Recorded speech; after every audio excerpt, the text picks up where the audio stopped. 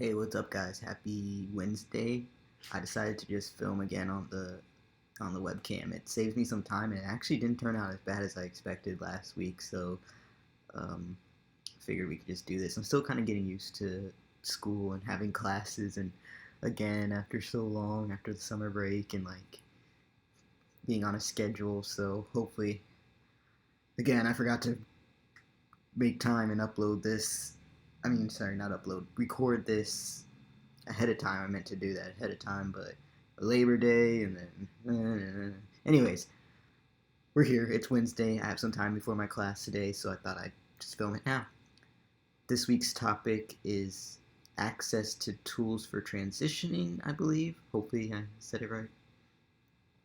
And basically, to be just like full disclosure, it's the. I'm trying to figure out how to say this. Basically, like, I guess access to tools for transitioning in the past hasn't been a huge problem for me. It hasn't been like an issue at all, really. So I don't want to like come out here and talk on here. Sorry, I saw my drawers open. I was like, what? Anyways, I don't want to come on here and like try to give super like advice or anything like that when I don't may not necessarily had the same struggles with that as some people have. But it's kind of weird that this topic's coming up now because in a slight way, it's kind of more of a recent issue for me that I'm starting to face just now. And let me back up a bit and explain. So, when I first started transitioning, and like, well, even before that, when I first like started figuring out I was trans, I was already seeing a therapist for other stuff like depression and stuff like that. So, by the time I like realized that, oh, I'm actually trans, this is like a thing. And therapy, by the way, didn't help me with that at all. I remember my first therapy session coming back. There were like little breaks in my therapy session, like for periods of time. So I remember it was kind of during like one of those breaks that like I kind of figured out I was trans and stuff like that. And I remember coming back and my therapist being like, "We never even talked about gender," like, and I was like, "I know, it's weird, right?" But anyways, um, so therapy didn't help with me figuring that out really because we were focusing on other things and it wasn't even like really a thought. But what that did allow was for me to like get a referral pretty quickly for a gender therapist to find those kind of resources that I needed in order to move forward with my physical transition. So it just kind of worked out that way. Like my regular therapist was able to uh, get me get me a referral for a gender therapist she knew, and then things just moved forward from there. As far as like testosterone and all that stuff, I my dad is retired from the military, so I was fortunate to be able to go through the military, go to the military hospital, Walter Reed, and all that to get my testosterone to see an endocrinologist up until I was 23 years old, which I just turned 23 this past June. So I've for my whole transition this far, I saw the same endocrinologist, and I uh, that was all like through the military. We got all that, didn't have to really worry about insurance and all that stuff, and uh, yeah. And as far as like top surgery and things like that, again, I was just kind of fortunate to have parents who um, were financially secure and were able to help me with that. And yeah, things just kind of worked out across the board for that for me. So I am fortunate to have not run into many access problems when it comes to transitioning. Like I said, though, that only went as far as so I've had top surgery and all that stuff, and I've seen the gender therapist and all that stuff. But testosterone is the probably the biggest ongoing um, transition tool for me right now, and I'm currently at a point where I just aged out of the military support for that for my dad being in the serving in the military.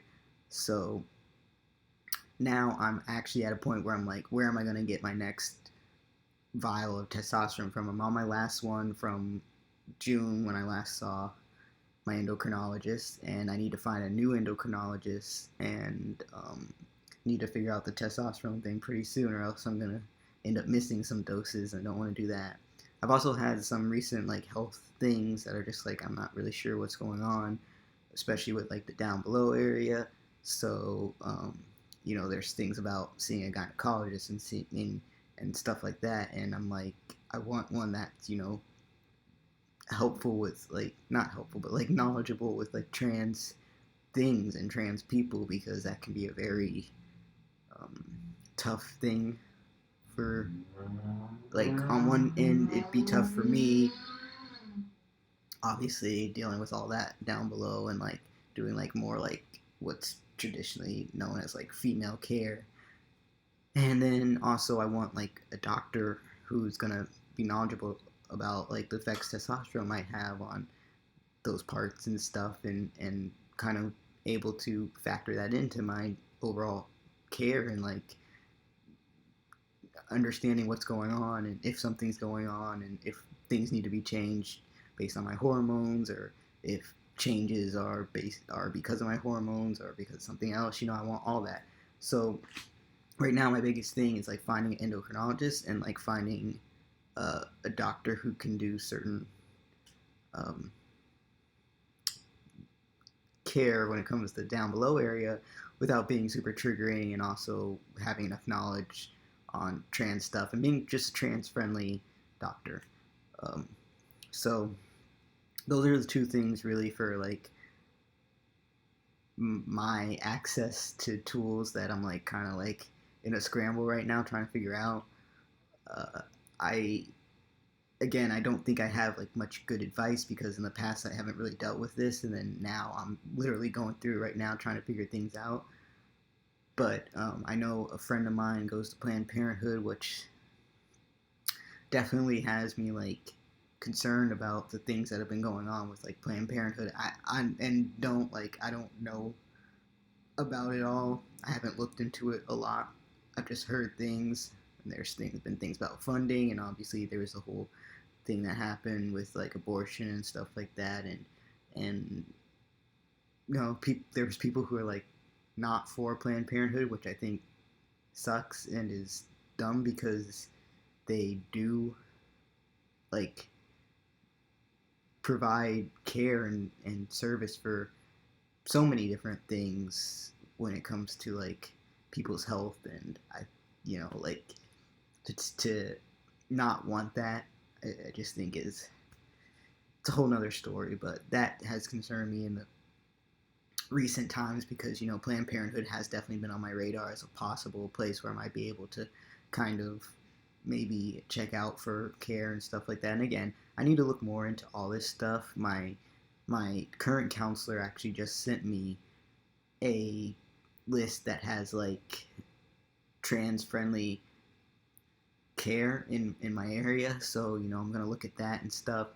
And yeah, it's just I know it can be definitely a struggle sometimes, and like being supported by my parents and stuff like that, that just takes some of the stress off of me for my own access to tools. But some people don't even have that, so I know it's like it's it's really can be a struggle, and I wish there was something we could do to, to provide more resources to just trans friendly care, and access to transition tools, and access to counseling, whether that be general counseling or all the other things that can come with being trans, just because of like dealing with society and like not being able to be yourself, like depression, anxiety, all that stuff.